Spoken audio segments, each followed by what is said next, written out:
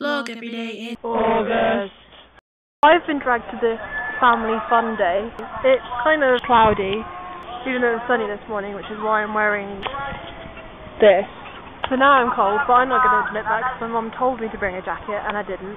It's a family fun day.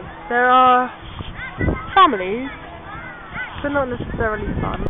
I did, however, come prepared.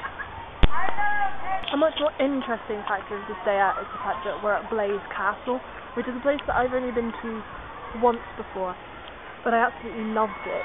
It's less of a castle more than just epic castle grounds. I think the only remaining part of the castle is a tiny little tower somewhere in the distance, but there are absolutely acres and acres of just forest and river and just this, look.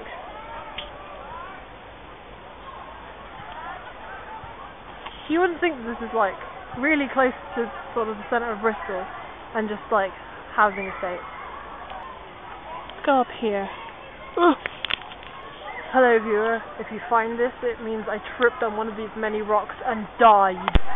Or it possibly just means that I found it amusing and decided to put it into a vlog. Why did I come up this way? Great. Well, don't think I'm going back down that way. This camera gives no idea of the steepness of the hill I just climbed up. Let's explore, shall we? Whenever I come to secluded foresty things like this, I always think, ooh, what if I find a body?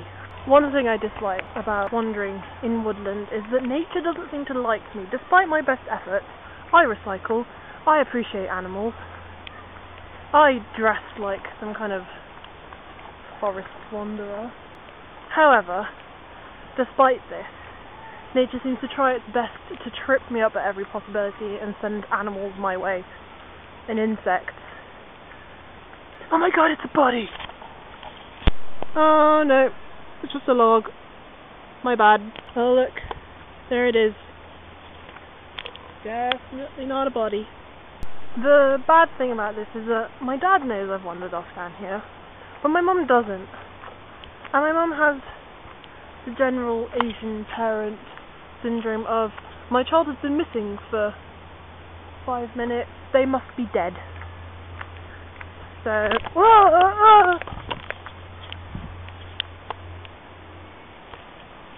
who puts rocks in a forest? The good thing about this is that I fully charged my battery and my new SD card means I can film for about an hour. Oi! Unless I die first. So this place is fairly empty, so I can quite happily talk to you. Oh, what was that? That was a bell. We're not alone. There's a mega rustling noise in the trees. I think it's Bigfoot coming to kill me. Oh my god!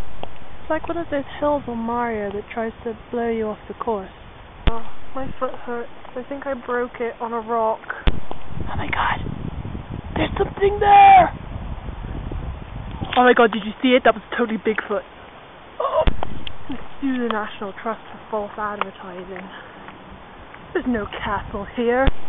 It's really tempting to climb up there, but I shouldn't.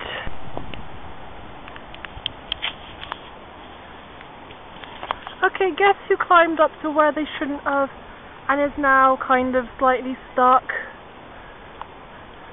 Yep, that's me.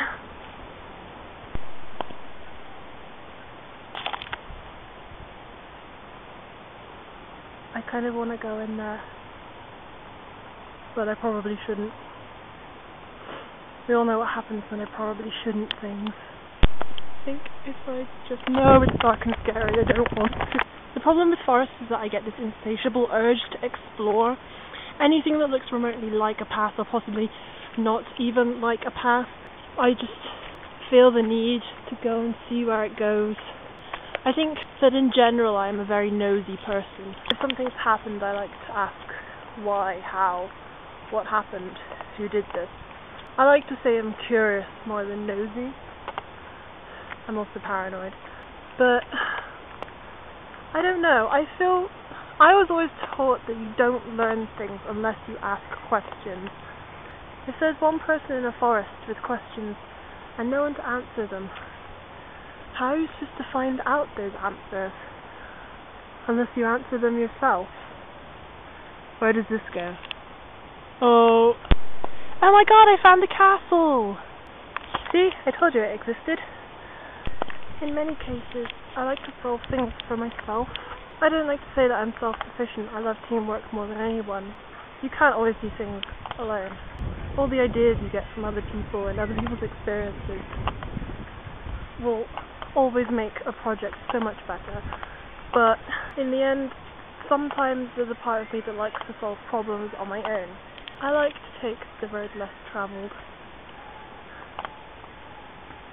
Because there's always slight hope that if you just follow your nose and move your feet, eventually you'll get back to where you started.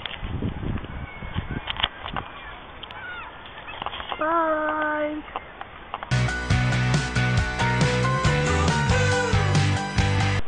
At first I was afraid. I was petrified.